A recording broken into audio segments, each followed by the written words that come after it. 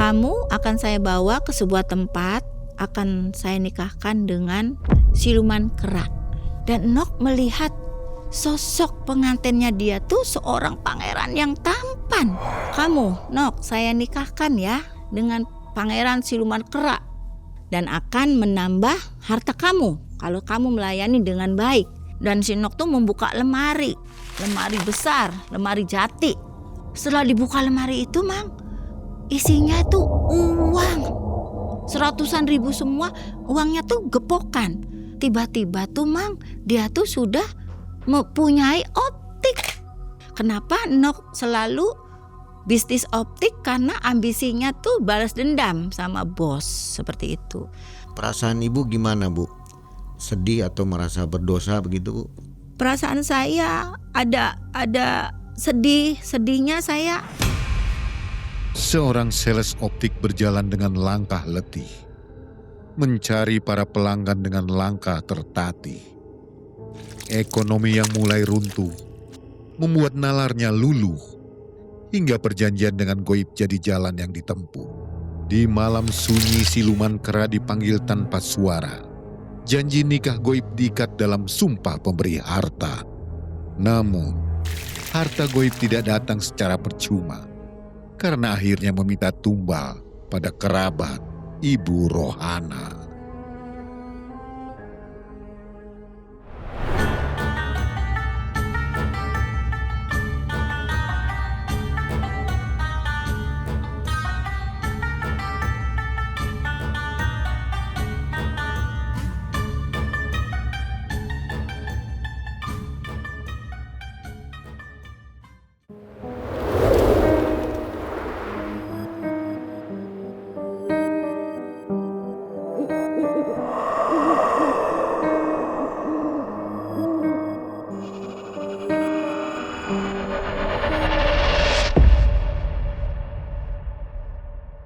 Assalamualaikum warahmatullahi wabarakatuh. Waalaikumsalam warahmatullahi wabarakatuh. Dan selamat malam Sobat Malam Mencekam yang ada di rumah. Apa kabar? Mudah-mudahan semua selalu sehat ya. Sobat, hari ini kita sudah kedatangan narasumber yang siap membagikan pengalamannya. Ini terjadi di tahun 2004 ya. Namanya Ibu Rohana. Apa kabar, Ibu? Baik. Baik Sobat, tonton terus videonya sampai akhir ya. Karena di akhir kisah ini akan ada Ustadz Muhammad Siddiq yang akan memberikan siraman rohani untuk kita semua. Di segmen Banaspati, bahas narasumber dengan sepenggal tausiah. Mudah-mudahan Sobat semua di dalam bulan Ramadan ini puasanya diterima oleh Allah Subhanahu wa taala ya. Tamat sampai lebaran nanti. Dan di belakang kita selalu hadir menemani Sobat dan menemani Mangai juga nih. Di belakang ada Kliwon, burung ajaib kita yang ada di atas tuh. Itu burung perkutut ya, burung ajaib. Sebuah burung keramat yang diberikan oleh Mas Nasim. Ibu, kegiatan apa, Bu? Ibu rumah tangga, selain itu saya ada dagangan kecil-kecilan. Usaha di rumah ya? Usaha di jalan es teh manis. Di jalan raya? Di jalan maksudnya? Trotoar, samping SMP Negeri 10. Bukan di tengah jalan, Bu ya? Bukan, Mbak. Ditabrak Mang. itu nanti iya, ya, Mang. Bu ya? Siap. Gimana, rame, Bu? Alhamdulillah lumayan rame, Mang. Mudah-mudahan tambah rame ya. Amin, amin. Nanti setelah tampil di Malam Mencekam banyak yang mampir ke Amin. tempat Ibu ya, mudah-mudahan. Amin. Oke Sobat, jangan lupa mampir di lapaknya Ibu Rohana. Di mana? Jalan apa, Bu? Di Jalan Merdeka samping SMP Negeri 10. Oke, nah ke situ ya. Dan kisah tahun 2004 ini, Ibu Rohana mengantarkan temannya waktu menjadi Sales. masih menjadi sales ya, Ya, SPG waktu ya. itu kita masih muda. SPG apa, Bu? Produknya? SPG produk kacamata. Kacamata. Iya. Jadi menawarkan kacamata begitu. Iya. Kenapa dia sampai nekat melakukan pesugihan? Dia tuh karena selalu didesak oleh atasan, oleh bos. Terus dari faktor segi ekonomi juga. Karena dia single parent, ditinggal oleh suaminya, harus menafkahi kedua anaknya. Dan dia itu selalu dikucilkan, diremehkan. Jadi targetnya nggak mencapai gitu. Iya, seperti itu. Kenapa, Bu? Kurang cantik atau gimana? Bukan, jadi dia tuh kayak nggak pede, tidak bisa menarik pembeli dengan tawaran omongan gitu tuh. Jadi tidak ada magnet untuk supaya pembeli tuh beli gitu tuh. Oke. Nah sobat, bagaimana kejadian akhirnya? Kita nanti nonton bersama ya 1 jam ke depan. Baik, malam mencekam. Semakin malam semakin mencekam. Ini dia Ibu Rohana.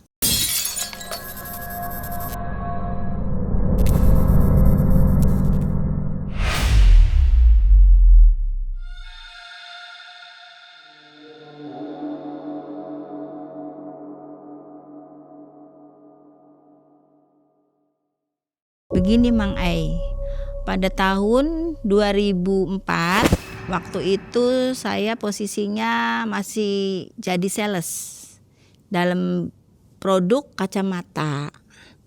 Dan di situ saya dikerahkan oleh bos itu untuk masuk ke kampung-kampung. Jadi diarahkan, ada yang orang 3, orang 4 itu diarahkan untuk menyebar ke kampung-kampung itu. Ini kredit atau Ada sebagian cash? yang cash, ada sebagian yang dikreditkan. Oh boleh ya. Dicicil intinya. Dan itu kebanyakan Mang Ai yang ngambil tuh para pensiunan yang udah sepuh-sepuh, karena itu kacamata tuh kacamata Mins itu. Dan di situ saya ditegaskan oleh bos untuk menjual atau ditarget setiap per bulannya tuh minimal tuh harus menjual 5 kacamata seperti itu. Saya tuh nggak ada putus asanya, selalu percaya diri, bahkan nggak ada libur, saya tuh selalu berangkat terus sampai berbulan-bulan tuh. Alhamdulillah target saya mencapai target saya. Saya selalu dapat pujian dan selalu dapat omset. Karena penjualan saya lumayan, marketingnya tuh Mang Ai, lumayan lah. Jadi saya tuh di kantor tuh sudah senior. Dan lambat laun setelah berbulan-bulan saya jalanin bisnis salesman itu, datanglah teman karyawan baru. Ini namanya sudah disamarkan, dia dipanggilnya Nok. Dan Nok tuh masuk mendaftar sebagai karyawan baru, dan bos itu menerima Nok dengan baik awalnya. Dan waktu itu Mang Ai, Nok tuh kata bos tuh Nok, karena kamu orang baru, nanti kalau ke lapangan mesti harus ngikut yang sudah senior. Jadi menyontohkan seperti apa yang saya tawarkan ke pembeli. Jadi Nok itu selalu ngikut-ngikut saya Mang Ai. Nok ini penampilannya menarik nggak Bu? Nok itu lumayan masih muda, cuman dia tuh nggak pede gitu loh, orangnya suka nggak pede. Cuman dia punya semangat untuk bahwa saya bisa seperti kamu gitu. Setelah itu jalanlah terus kita. Kata si bos, Nok, kamu ikut Hana tuh jualannya, contohin cara marketing kerjanya gitu. Jadi si Nok tuh nggak pernah jauh dari saya, dia selalu pingin ikut saya gitu. Berjalan lambat laun 1 minggu, 2 minggu, dan 1 bulan tuh si Nok tuh pernah dapat target. Itu senengnya, girangnya minta ampun si Nok tuh. Setelah kita pulang ke kantor, si Nok tuh melaporkan ke bos, dan saya juga bilang ke Pak Bos, ternyata Nok bisa loh ngambil pelanggan. Oke lah, saya percaya, tapi baru 1 katanya gitu. Tetap si bos tuh selalu memojokkan si Nok di depan kita kalau sudah pada ngumpul di kantor. Saya kan ngasih target 5 bahkan lebih. Kenapa kok dapetnya cuma 1 gitu? Si Nok tuh walaupun masih kok si bos tuh segitu saya sudah usaha kok masih menyalahkan saya terus gitu. Aku coba nasehatin, besar-besarin hatinya si Nok.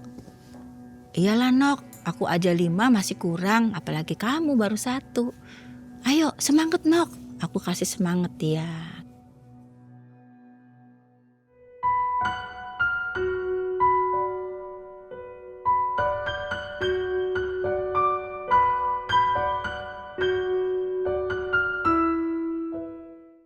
tuh selalu berjuang karena dia tuh punya anak 2, ditinggal oleh suami. Jadi dia tuh satu menggantikan sosok seorang ayah. Ya terus dia ditinggal oleh suami. Jadi pikiran Nok tuh bercampur aduk gitu. Sudah ditekan sama bos kalau di kerjaan, di rumah pusing sama anak, udah suami lari entah kemana. Intinya suami tuh tidak bertanggung jawab, pergi. Karena waktu pergi itu Nok pernah cerita itu karena faktor ekonomi Mang Ai. Nggak ada KDRT di situ ya? KDRT sempat adu cekcok mulut aja, nggak sampai KDRT, nggak ada. Nah setelah itu lambat laun kalau ada penjualan laporan di kantor si Nok tuh selalu dimaki-maki. Nok, tolong ya Nok, cara kerja kamu diperbaikin. Kamu masih pengen nggak kerja di sini? Tolong diperbaikin cara kerja kamu. Saya tegaskan kamu suruh ngikut Hana kan, karena Hana sudah yang terbaik di mata bos. Jadi tolong kamu ikutlah jejaknya si Hana gitu.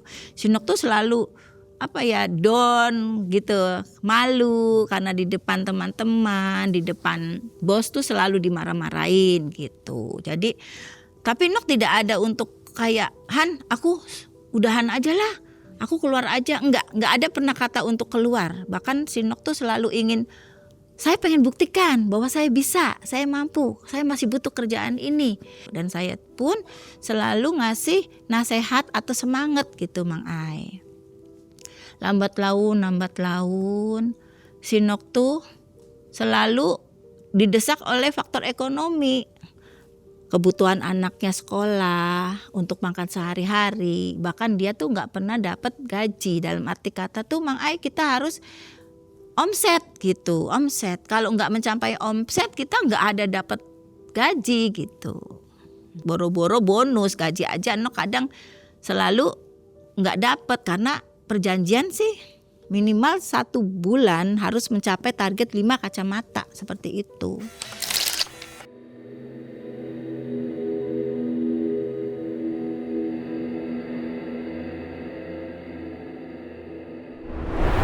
Udah hampir setahun nih Mang Ai, gak ada perubahan kerja tuh si Nok.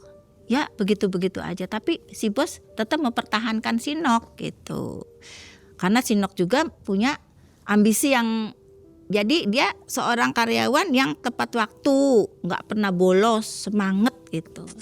Dan setelah itu Nok tuh bener-bener sudah buntu. Dia suka menangis dalam arti mengadu ke saya. Han, kalau saya seperti ini terus, nanti masa depan anak saya gimana Han? Untuk sekolahnya, untuk biaya ke depannya, dia tuh sudah benar-benar buntu. Dalam arti kata penghasilan kerja dia juga nggak masuk gitu, nggak sesuai dengan pengeluaran dia gitu Mang Ai. Dan sewaktu malam itu si Nok mengadukan pribadinya gitu ke saya ikut sedih juga, ikut ke bawah, terharu gitu tuh Mang Ai. Dia tuh bilang, Han, aku ada niat buruk Han, ada niat, aku pengen cari jalan instan. Aku bilang, kamu kok bisa punya pemikiran seperti itu gitu kan? Kamu dari mana punya pemikiran seperti itu? Aku pengen menjotohkan Wawa saya, katanya. Dulu wawa saya keadaannya seperti saya. Dan wawa saya tuh pernah bercerita, kamu kalau benar-benar terdesak, benar-benar keadaan kamu jatuh, tapi kamu pingin jalan instan. Contoh wawa, ceritaan dari wawanya tentang jalan instan yang menuju ke sesatan lah. Cuma Wawa itu uak ya Bu? Uaknya dari si Nok itu. Jadi dia tuh pengen ngikutin jejak wawanya seperti itu. Karena sudah buntu, sudah apa yang dia lakukan tuh nggak ada hasil gitu. Jadi udahlah Han, bisa antar aku nggak? Bisa antar aku kemana? Ke sebuah tempat. Kamu yakin? Nanti kamu nyesel enggak? Aku bilang enggak. Aku udah tekad, udah bulat, saya sudah pikirkan matang-matang. Saya sudah pikirkan matang-matang jauh-jauh hari, 1 minggu saya sudah pikirkan matang-matang, sudah bulat. Apa yang mau kamu lakukan Nok? dia cerita Mang ke saya bahwa dia pengen bertemu dengan seorang aki yang bisa menolong dia, mengangkat dia untuk membantu ekonomi dia dengan jalan instan Seperti wawaknya. Iya. Jadi wawaknya ini pernah melakukan hal seperti itu. Iya. Dan kaya. Kaya, makanya Nok penasaran ingin ikut jejak wawaknya. Dan suatu hari tuh Mang, dia mengajak saya, Mang, Han, kita bilang sama bos, bilangnya kita kerja. Tapi kamu antar saya ke sebuah kampung. Waktu itu hari Senin jam 7 pagi saya berangkat sama Nok menuju ke kampung itu, Mang. Dan si Nok sudah tekad bulat. Padahal saya sudah ngasih nasihat, Nok pikirkan matang-matang, masih ada jalan yang lain. Tapi si Nok dengan tekad bulatnya, karena dia pingin dihargain dan ingin mengangkat derajat anaknya agar bisa hidup layak seperti anak yang lainnya. Seperti itu, Mang. Waktu itu saya antar dia pagi melusuri kampung-kampung. Dan si Nok itu yakin bahwa bakal ketemu sama alamat itu. Perjalanan kita tuh hampir 2 jam naik helep tuh. 2 jam sampailah kita di sebuah perkampungan, Mang. Perkampungan itu tempatnya tuh sepi, Mang. Perkampungannya tuh rumahnya jauh-jauhan. Kita tuh jalan menyelusuri sawah-sawah, sawah sepetak gitu. Ada pesawahan, ada kebun. Kita selusurin, nggak tanya. Sinok nggak tanya karena Sinok sudah tahu, sudah membaca peta itu dari ceritaan wawanya, dia sudah tahu, sudah bisa membaca alamatnya gitu. Waktu itu nyampe sana tuh asar, Mang, menjelang asar. Aku juga sempat heran, Nok, kamu yakin banget bahwa itu rumahnya? Aku yakin, Han, bahwa itu rumahnya. Ternyata memang benar, Mang. Yang kita tuju tuh rumahnya si Aki itu. Ada sebuah gubuk di tengah-tengah sawah. Lalu kita nyampe persis di depan rumah si Aki itu. Suasananya tuh sudah hampir mau maghrib. Perjalanan dari asar ke rumah si Aki tuh sampai menjelang maghrib. Lalu itu si Nok tuh dengan mantapnya, dengan tidak ada keraguan tuh mengetuk pintu itu, Mang. Dia nggak pakai salam, karena mungkin waktu itu ceritaan wawanya juga nggak usah pakai salam gitu, sudah diajarkan. Nok itu mengetuk pintu. Ki punten, bahasa Sunda itu tuh, Mang, nggak salah sih. Ki punten, tuh nggak ada sautan, Mang, sama sekali nggak ada sautan. Aku bilang, Nok, kayaknya nggak ada deh orangnya. Ini rumah kayak nggak ada penghuni. Lihat aja keadaan rumahnya aja seperti ini. Aku bilang gelap, terus seram gitu. Kita balik lagi aja yuk, Nok. Enggak, ada ini orangnya, ada, Han. Aku yakin ada. Setelah Nok ngomong, Ki, ini saya pasien Aki. Lalu disautin setelah bilang, Ki, ini pasien Aki, langsung disautin. Iya, tunggu sebentar, kata si Aki. Tuh kan, Han, ada, kata si Nok. Iya, aku sih gak mau masuk, aku bilang gitu, Mang. Aku tunggu di luar aja, kan yang mau bersangkutan kamu, Nok. Ya sudah, kamu tunggu di luar aja, Han. Tapi kamu jangan lari, jangan ninggalin saya. Sampai nanti apapun yang terjadi, kamu jangan ninggalin saya. Ya Nok, pasti saya akan temanin kamu. Pintu terbuka itu tuh, Mang. Saya serem, Mang. Sempet takut, saya sempet serem. Tapi si Nok itu kayaknya dia tuh mantap gitu, nggak ada rasa takut, nggak ada rasa seram atau melihat sosok Aki tuh, dia seperti biasa aja. Sedangkan saya takut, Mang, takut. Saya tuh sempat sampai pengen lari dengan lihat penampilan si Aki itu. Seperti apa, Bu? Penampilannya tuh dia pakai sosok jubah hitam, pegang tongkat, terus jenggotnya itu loh panjang, Mang. Jenggotnya tuh panjang, pakai kalung yang gede hitam itu. Terus kayak bau gitu tuh, Mang. Kayak nggak suka mandi si Akinya. Sampai saya tuh sampai sempat, aduh ini serem banget. Tapi si Nok enggak loh. Apa mungkin mata saya dengan Nok tuh mungkin beda? Apa nggak tahu? Saya kurang tahu.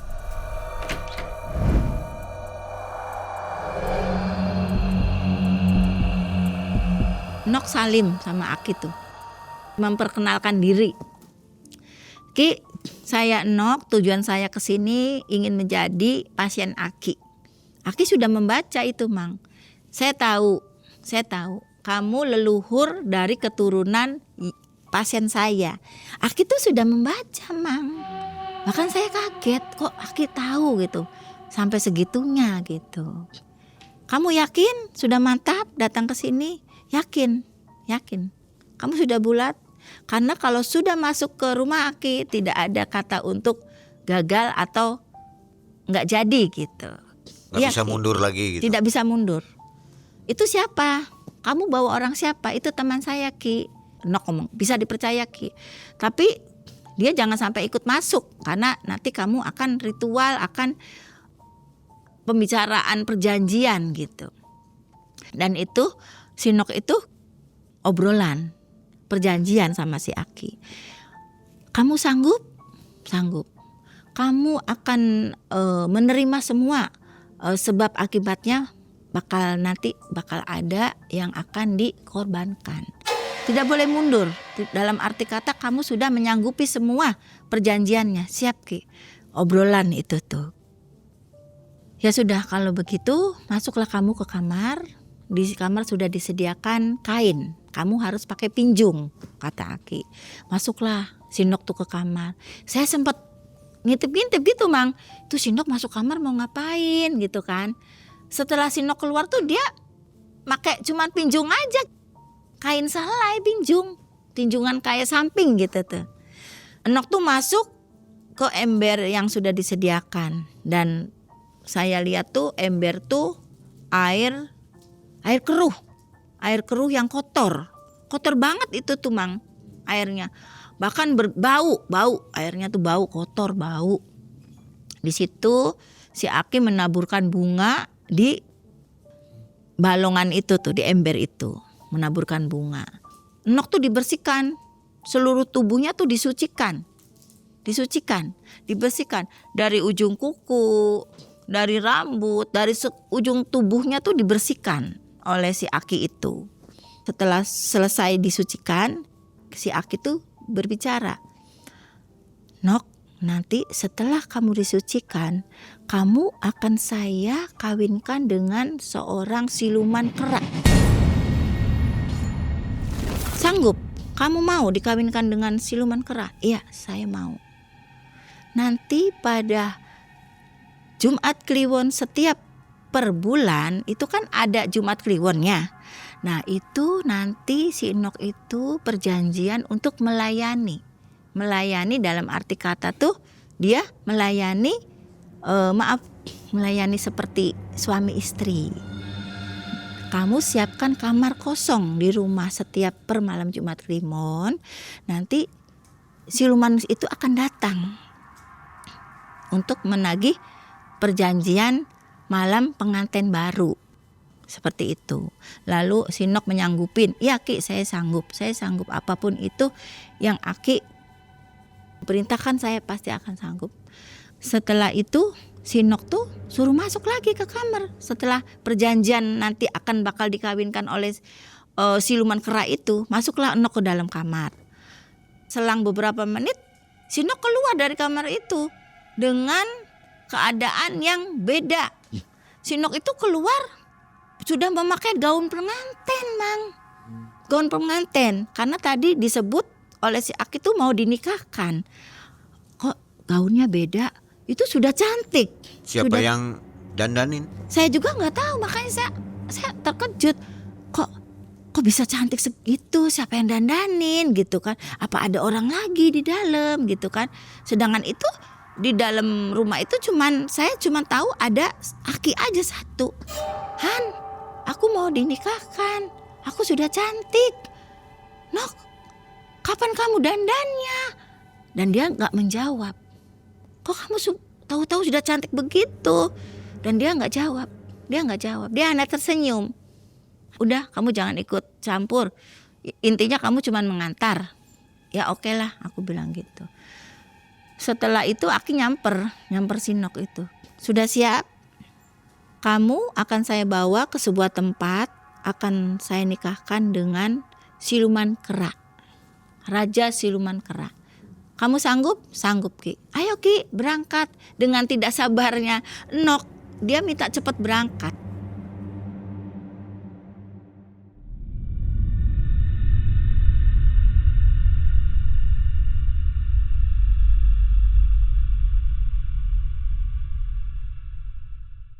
Han, kamu mau ikut? Ikutlah. Masa saya ditinggal? Saya takut di sini sendiri. Ki, gimana itu kalau teman saya ikut? Ikut, tapi jangan banyak ngomong. Digandeng lah saya sama si Nok itu. Kata si Aki, ayo kita berangkat. Itu ada kereta kencana sudah menjemput. Saya kaget, Mang. Kereta kencana dari mana? Nok, kok itu tiba-tiba ada kereta kencana? Sudahan, kamu jangan ngomong aja, ikut aja. Ada sosoknya Bu yang mengendalikan kuda? Ada. Kereta kencana sama kusir dokar itu pakai jubah yang sama seperti Aki. Saya ikut naik karena si Nok juga gandeng saya. Ayo Han, cepetan. Aki posisinya di depan sama kusir itu. Saya sama si Nok di belakang. Dan itu tadinya galengan pesawahan, tadinya gelap, itu jalan berubah. Jalannya berubah, Mang. Menjadi jalan yang lurus, jalannya tuh bagus gitu. Jadi sudah disulap lah intinya. Saya juga sempat kaget. Kok tadi galengan sawah kemana? Kok tiba-tiba galengan sawah tuh berubah menjadi jalan yang bagus, yang lurus. Ketuplak suara kudanya tuh. Sama diiringin gamelan Sunda. Saya tuh sempet pegang tangannya Nok. Nok, takut Nok, itu suara apa? Suaranya mencekam. Gamelan suara Sunda, gamelan suara kaki kudanya gitu. Kata si Nok, orang gak ada apa-apa, gak ada suara apa-apa kok. Tapi saya semakin mencekam, semakin takut, semakin jauh semakin takut. Nah setelah itu sudah sampai. Kata si Aki tuh, turun, kata si Aki, sudah sampai. Terus, Han, kamu ikut masuk, katanya gitu. Saya turun tuh sudah berada di sebuah goa. Goa itu besar sekali. Sudah disambut, ada seperti kayak prajurit gitu tuh, yang bawa kayak pedang itu tuh, kayak kerajaan gitu, seperti menjaga pintu goa.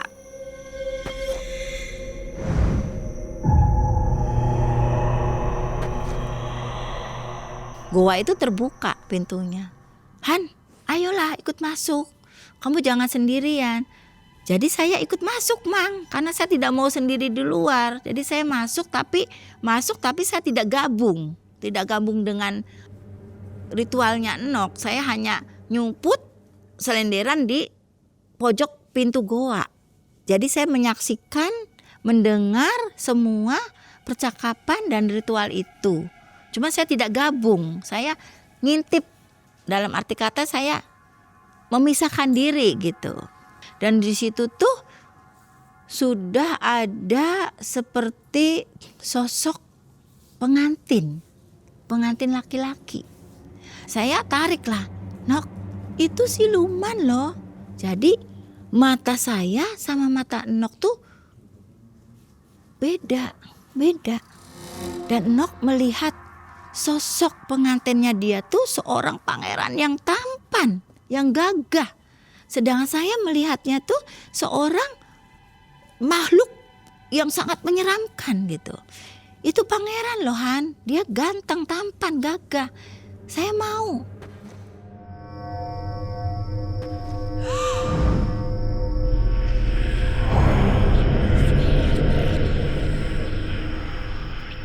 Ya sudahlah, terserah Nok.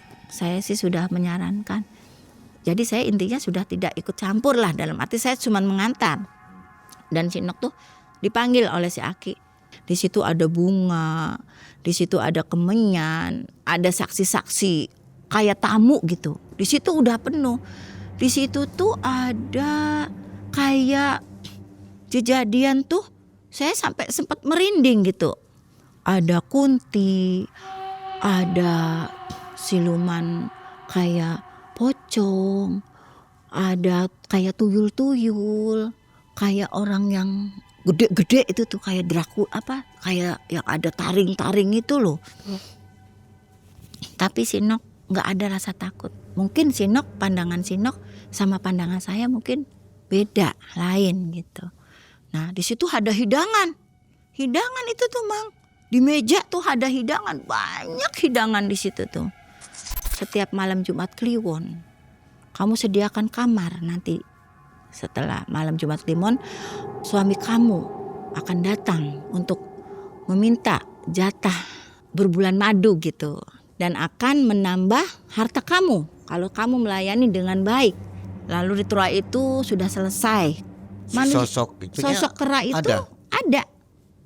Tapi di pandangan ibu itu jelek sekali ya? Jelek, tapi Nok itu lihat tuh seorang pangeran yang ganteng. Makanya dia kayak seneng gitu. Dan menyanggupi untuk melayani dia setiap malam Jumat Kliwon. Lalu setelah acara ijab kabul pernikahan goib itu selesai, bau kemenyan, bau amis, bau suara-suara goib yang saya merinding. Cuman karena saya punya tanggung jawab untuk nganter si Nok dan berjanji tidak akan meninggalkan si Nok itu, maka saya tetap tidak lari. Saya tunggu sampai acara itu selesai. Setelah itu Aki nyamper sini. Sudah selesai acara pernikahan kamu dan pesta ini sudah usai, sudah selesai. Ayo kita pulang gitu. Setelah itu kita pulang, keluar dari goa itu. Dan setelah keluar dari goa itu senyap. Suara-suara yang tadi rame, yang suara-suara tadi kayak lolongan serigala, kayak orang cekikikan, orang yang menangis itu hilang setelah kita keluar dari goa itu.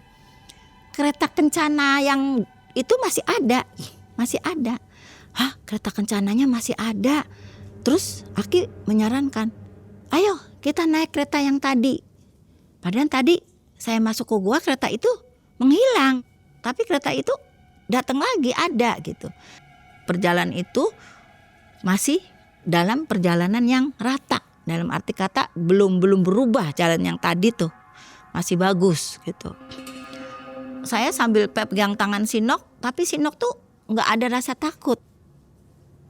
Terus berjalan lama-lama, nyampe lah di depan rumah Aki itu. Ayo kita turun. Setelah saya turun, si Aki turun, si Nok turun, saya noleh lagi ke belakang. Hah? Kereta yang tadi kemana? Keretanya hilang, Mang.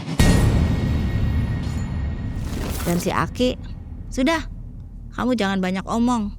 Kalau kamu mau masuk, kalau di luar. Karena saya takut, saya dempes lagi ke pojok pintu itu. Si Aki tuh percakapan lagi sama si Nok itu. Nanti kamu nyampe rumah, kamu bakal kaget. Karena ritual kamu sudah sukses. Kamu sudah menyanggupin semua ritualnya. Dan nanti kamu bakal menerima dalam arti bakal ada sesuatu di rumah yang bakal mengejutkan. Cuman nanti kamu jangan kaget untuk ke depannya. Saya udah paham sekali Ki. Dan setelah itu si Nok tuh suruh masuk lagi ke dalam kamar. Beberapa menit kemudian si Nok keluar dengan penampilan yang beda. Yang tadinya pengantin pakai baju seragam lagi yang seperti waktu kita datang. Pakai seragam lagi. Waktu itu pakai seragam waktu datang tuh. Ayo kita pulang Han gitu. Nah, terus Aki menyarankan kalau dari sini tidak boleh mampir-mampir, langsung ke tujuan ke rumah. Seperti itu. Lalu Nok bersalaman sama Aki, lalu kita berpamitan pulang. Ayo kita pulang Han, saya sudah berhasil. Saya sudah tidak sabar ingin cepat pulang. Kata Aki, nanti setelah saya pulang, saya harus membuka lemari yang sudah Aki janjikan. ayo Han kita pulang. Pulanglah saya sama Nok. Setelah saya tengok tuh jalannya berubah menjadi galengan lagi. Itu terasa nggak Bu berubahnya? Terasa Seperti apa? seperti kayak di saya kedip mata langsung berubah gitu. Rasa dingin atau gimana? Bu? Iya, rasa dingin. Beda ya? Beda. Nok, coba kamu lihat Nok. Apa sih Han? Itu jalannya berubah. Sawah lagi, galengan lagi. Tadinya kok jalannya bagus. Enggak, biasa aja kok. Tadi juga begini katanya. Apa sih Han? Ayo pulang gitu. Dan kita pulang dengan menyelusuri jalan pesawahan itu. Dan saya tuh mengantarkan Nok tuh langsung pulang ke rumah. Setelah nyampe ke rumah, si Nok tuh langsung teriak pemanggil anaknya karena semalaman itu dia meninggalkan anaknya. Nak, Mama datang. Dibukalah pintu oleh anaknya. Mama dari mana aja? Semalaman Mama nggak pulang. Mama habis pergi nih sama Ate Hana. Ate Hana, emang dari mana sih? Kok nggak pulang-pulang? Bawa apa? Dapat apa, Ma? Aku lapar. Kata anak-anaknya tuh. Ya dipeluklah anak-anaknya itu. Nak, mulai hari ini, malam ini, kamu tidak akan kelaparan lagi. Mama akan membahagiakan kamu. Mama akan membuat kamu bahagia. Dengan yakinnya Nok bilang seperti itu. Ini sudah malam. Bobok lagi katanya. Enggak, aku lapar, aku mau makan. Ada makanan lah sedikit itu entah dari mana. Dan anaknya itu suruh masuk ke kamar. Jangan ganggu Mama dulu ya. Mama mau ada urusan sama Ate Hana. Digandenglah saya sama si Nok suruh masuk ke dalam kamar. Han, ayo masuk Han. Aku penasaran loh. Apa yang Aki janjikan? Saya pengen tahu gitu yang sudah Aki janjikan. Tutup lagi Han pintunya. Dikunci takut anak-anak masuk. Aku masuk, ditutuplah pintunya. Dan si Nok tuh membuka lemari. Lemari besar, lemari jati. Lemari jati itu besar sekali. Setelah dibuka lemari itu, Mang, isinya tuh uang. Uangnya tuh merah semua. Gepokan tersusun rapi, Mang, di lemari itu.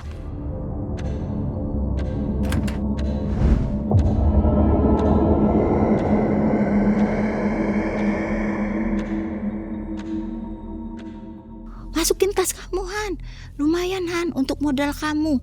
Kamu gak usah kerja lagi Han, ambil uang ini untuk modal kamu. Dan itu saya hampir tergoda, saya hampir khilaf gitu. Sempat saya ngambil gepokan uang itu mau saya masukkan ke dalam tas.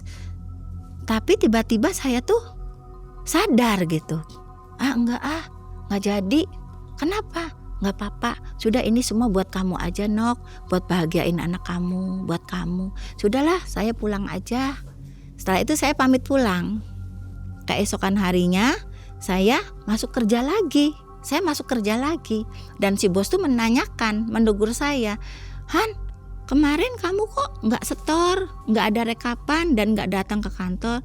Oh iya, waktu itu saya sakit, jadi saya nggak balik ke kantor, nggak ngambil kayak absen gitu.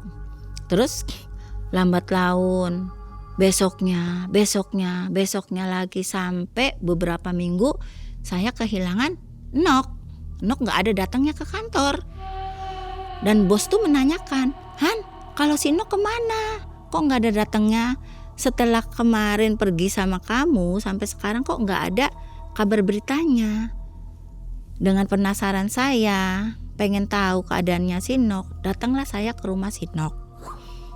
Nah setelah saya datang ke rumah si Nok, saya kaget Mang. Si Nok tuh sudah berubah, dalam arti kata berubah penampilan.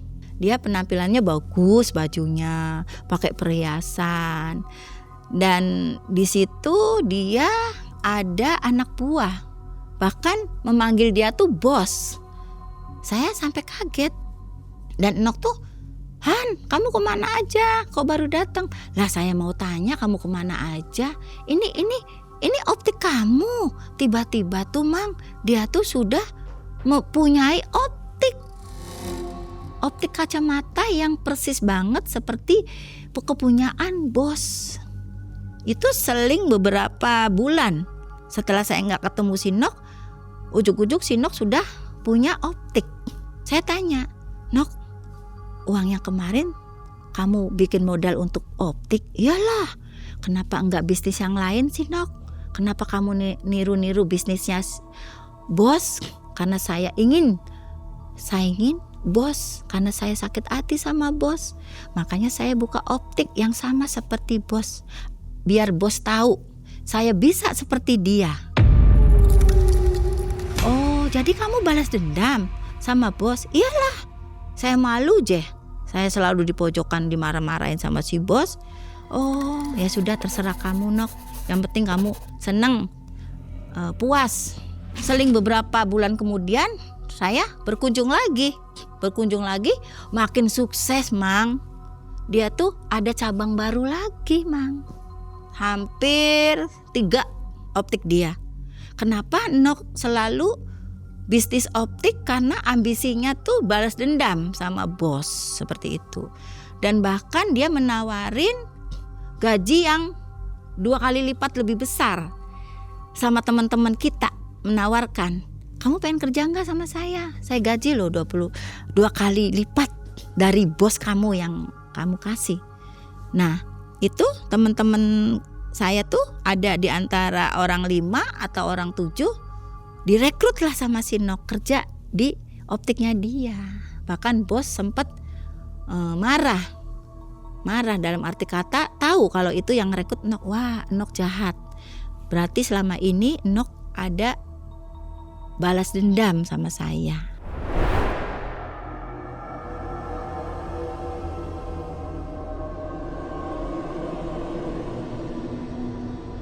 Setelah 2 tahun saya dapat kabar kematian anaknya si Nok. Melayat datang ke rumah duka, ke rumahnya si Nok. Saya datang, Han, kamu dapat kabar dari mana? Kamu tahu kabar dari mana? Ya adalah selentingan orang ngomong, katanya ada berita duka bahwa anak kamu meninggal. Dan di muka Nok itu tidak ada rasa kayak sedih atau kayak menyesal. Dia tuh biasa-biasa aja. Dan saya sempat ngomong, Nok, kok kamu gak ada sedihnya sih Nok? Saya yang bukan orang tuanya aja sedih. Saya sedih banget, saya terpukul. Udah kamu diem. Ibu tahu nggak kejadian meninggalnya? Kejadian meninggalnya tuh ada kayak gosip gitu, kayak aneh. Waktu saya datang ke rumah duka, ke rumah Nok itu, pemandian sudah selesai dan sudah mau pemakaman. Dan selentingan ada orang ngomong, tetangga, ini kematiannya kayak janggal sih gitu. Dan yang memandikan juga seperti menutupin dalam arti kata ada kejanggalan di anaknya si Nok itu. Saya persisnya tidak tahu karena situ sudah rapih, sudah terbungkus rapih. Berarti ini tumbal pertama. Tumbal pertama. Yang paling besar. Yang nomor 1 dulu. Yang nomor 1. Ya. Pulanglah itu saya. Dan setelah anaknya nggak ada tuh, kekayaannya tuh semakin meningkat. Setahun kemudian saya tuh dengar kabar lagi bahwa anak yang tinggal satu-satunya yang dia milikin diambillah lagi untuk korban yang selanjutnya. Karena saya sudah tahu ceritanya, jadi saya sudah menebak, wah ini korban kedua anak Nok. Berarti korban selanjutnya sudah tidak ada. Karena dua-duanya tuh sudah diambil. Saya tetap datang untuk melayat. Dan waktu itu saya lihat muka Nok tuh sudah ekspresinya sudah beda. Sudah beda dalam arti kata nggak seperti waktu diambil korban pertama. Korban pertama itu Nok tidak ada rasa sedih karena dia sudah bulat. Tapi setelah korban anak kedua, ekspresinya tuh beda. Dia tuh seperti kayak ada penyesalan, ada sedih. Cuman dia tidak tunjukkan gitu. Tapi dia seperti ada penyesalan. Tapi dia tetap cerita sama saya, Han, anak saya sudah gak ada. Ini yang terakhir anak saya diambil. Han, gimana Han? Ya terus gimana? Kan sudah perjanjian kamu, Nok. Iya Han, saya agak nyesel. Terus jadi gimana? Han, nanti kita ada obrolan ya. Dan Nok tuh minta waktu obrolan sama saya. Kapan kamu ada waktu Han untuk obrolan? Obrolan apa? Obrolan dalam arti penyesalan bahwa sudah habis korban yang bakal saya korbankan sudah tidak ada. Dua-duanya anak saya sudah tidak ada. Seperti itu, Mang. Dan malam-malam Nok tuh datang ke rumah. Saya kaget. Han, ini saya.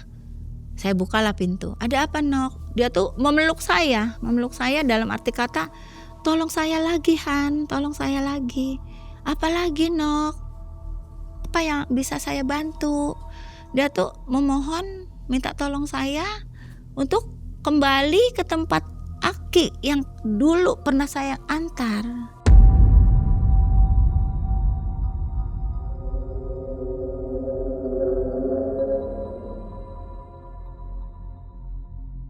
Lalu kita menuju ke rumah Aki, datanglah kita sampai ke rumah Aki, masuklah Nok ke dalam. Dan di situ Nok ada obrolan perbincangan sama Aki. Anak saya dua-duanya sudah tidak ada dan saya merasa menyesal sekali. Kalau bisa, tolong Ki, saya pengen mensudahi semuanya. Oh, nggak segampang itu, kata si Aki. Kamu harus ada persyaratan untuk memutuskan perkawinan gaib kamu dengan siluman kera itu. Saya sanggup Ki. Apa itu persyaratannya? Kamu harus membeli kambing kendit. Membelinya di mana Ki? Ya kamu harus cari kambing kendit itu. Itu mahar yang harus kamu beli. Seharga berapa Ki? 5 juta. Waktu zaman itu 5 juta.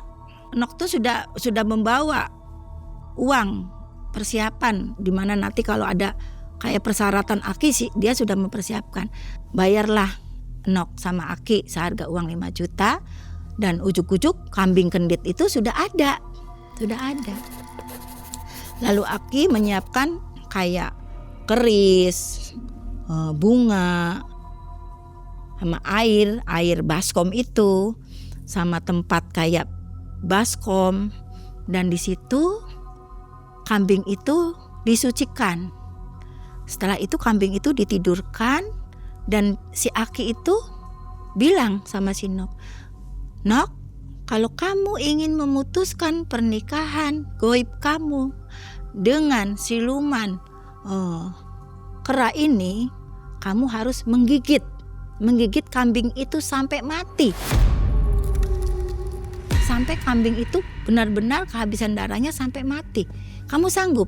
Sanggup, asal saya terlepas dengan perjanjian ini, saya sanggup.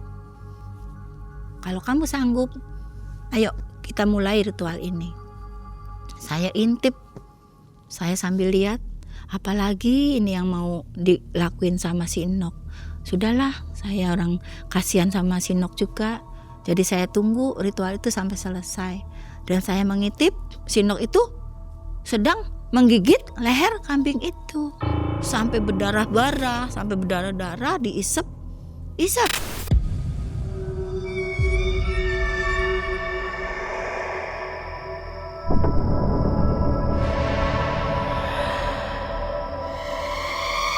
Lalu si Nok dibersihkan mulutnya yang berlimpah darah itu.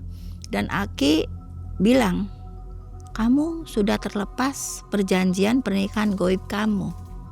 Dan itu kita pulang. Dalam perjalanan pulang itu Nok sudah mulai depresi, sudah ngaco, sudah tidak nyambung omongannya. Dan dia tuh selalu menangis, nyari anaknya. Han, anak saya kemana sih? Anak saya mana Han? Anak saya kemana? Anak kamu udah meninggal? Enggak mungkin. Anak saya enggak mungkin meninggal. Anak kamu memang udah meninggal dan kamu itu sudah tahu. Itu memang sudah kamu udah diobrolkan sama kamu. Enggak. Dia tuh merasa kayak bersalah banget. Kekayaan saya semua itu untuk anak saya. Kalau anak saya meninggal semua untuk apa? Aku nggak mau. Dia nangis, menyesali semua yang sudah dia perbuat seperti itu.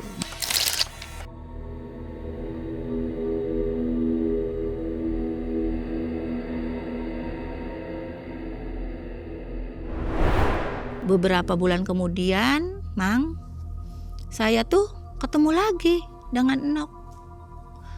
Ketemu lagi dia tuh dengan keadaan dan situasi yang beda. Dia tuh sudah menjadi gila. Gila, bukan depresi, sudah gila. Dan bahkan saya menyamperin tuh dia seperti ketakutan. Dia tuh tidak mengenalin saya. Dan bahkan dia teriak-teriak, anak saya mana? Anak saya. Dia dengan campang-camping, dengan baju yang kotor, yang tidak terurus. Kamu pulang enggak? Kamu pulang. Dia tidak tahu di mana rumahnya dan dia tidak pulang. Saya peluk dia. Ternyata perjuangan kamu selama ini untuk membahagiakan anak kamu tuh sia-sia, tidak ada hasilnya. Dan penyesalan itu sudah terlambat buat Enok. Semua sudah terlambat. Dia sudah kehilangan kedua anaknya, sudah kehilangan hartanya, bahkan dia sudah menjadi gila, tidak bisa pulang ke rumahnya, tidak ingat pulang ke rumahnya, dan hartanya pun tidak tahu entah kemana hilangnya. Seperti itu. Ibu nggak datang ke rumahnya? Tidak. Sama sekali nggak mau lewat rumahnya? Tidak, waktu itu saya benar-benar sudah kayak udahlah gitu. Lalu toko optiknya gimana, Bu? Sudah bangkrut. Sudah tutup? Sudah tutup. Keluarga yang lainnya ada nggak, Bu? Kebetulan si Nok tuh cuma sendiri ditinggalkan oleh suaminya. Oke. Gitu. Menikmati kejayaannya berapa tahun, Bu? Menikmati kejayaannya hampir 3-4 tahunan. Perasaan Ibu gimana, Bu? Sedih atau merasa berdosa begitu, Bu? Perasaan saya ada sedihnya. Saya kehilangan seorang sahabat, seorang teman, bahkan kehilangan dalam arti kata itu sudah saya anggap sebagai saudara gitu. Dan kesalahan saya yang fatal itu kenapa saya mengiyakan mengantar dia gitu sampai ke tempat yang terlarang itu. Ada merasa bersalah, Bu? Merasa bersalah sampai sekarang, itu penyesalan saya. Kenapa saya bisa mengantar Nok gitu. Kalau waktu itu saya tidak mengizinkan atau saya tidak bilang saya nggak mau aja, mungkin Nok juga tidak bakal berangkat seperti itu. Ada pesan nggak, Bu, untuk penonton Malam Mencekam, Bu, dari kisah ini? Dari kisah ini pesan saya untuk para penonton, jangan meniru seperti apa yang sudah dilakukan oleh Nok.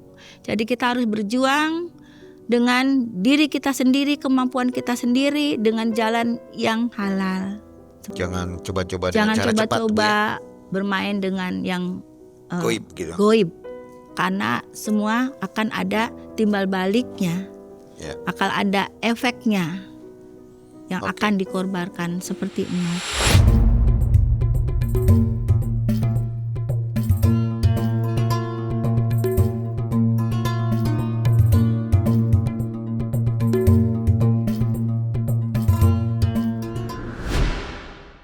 Bismillahirrahmanirrahim. Assalamualaikum warahmatullahi wabarakatuh. Alhamdulillahilladzi arsala rasulahu bil huda wa dinil haqq liyudhhirahu 'alad dini kullihi wa kafa billahi syahida. Asyhadu an la ilaha illallah wa asyhadu anna Muhammadan abduhu wa rasuluhu alladzi la nabiyya ba'da. Allahumma sholli ala Muhammad wa ala ali Muhammad kama sholaita ala Ibrahim wa ala Ibrahim fil alamin innaka Hamidum Majid. Sobat Malam Mencekam yang sama-sama mengharap ridho Allah Subhanahu wa taala. Di bulan Ramadan ini bulan penuh berkah, bulan penuh ampunan, bulan penuh maghfirah, dibukanya pintu surga, ditutupnya rapat-rapat pintu neraka. Sama-sama kita saksikan dan kita dengarkan yang dikisahkan oleh Ibu Rohana berkenaan dengan seorang SPG, sebut saja namanya Enok. SPG itu memang seorang pekerja keras, cerewet lagi, tapi tetap saja dia diberi tugas oleh atasannya tidak bisa mencapai target. Rasa kesal, marah, khawatir, dia juga putus asa menyelimuti jiwa Enoch. Akhirnya Enoch melakukan satu hal yang membuat penyesalan seumur hidup. Apa yang terjadi? Enoch melakukan pesugihan, Enoch melakukan kontrak dengan bertanya kepada seorang kahin, seorang dukun. Akhirnya terjadilah pernikahan yang disaksikan, dihadiri oleh makhluk-makhluk gaib yang ada. Setelah pernikahan terjadi, memang benar Enoch tiba-tiba menjadi seorang yang kaya raya, jadi juragan toko optik. Sobat Malam Mencekam yang sama-sama mengharap ridho Allah, di dalam Al-Quran surat Al-Baqarah ayat 86 Allah berfirman, mereka itu orang-orang yang membeli kehidupan dunia dengan kehidupan akhirat, maka tidak akan diringankan azab bagi mereka, tidak pula mereka akan ditolong. Sobat Malam Mencekam, demikian tadi kisah yang bisa disampaikan. Yuk, mumpung bulan Ramadan, bulan yang penuh pengampunan, mari kita sama-sama bertobat kepada Allah Subhanahu wa taala. Mudah-mudahan kesalahan kita diampuni Allah Subhanahu wa taala. Saya Ustadz Muhammad Siddiq dari Korp Mubalig As-Sohwah mengucapkan selamat berpuasa.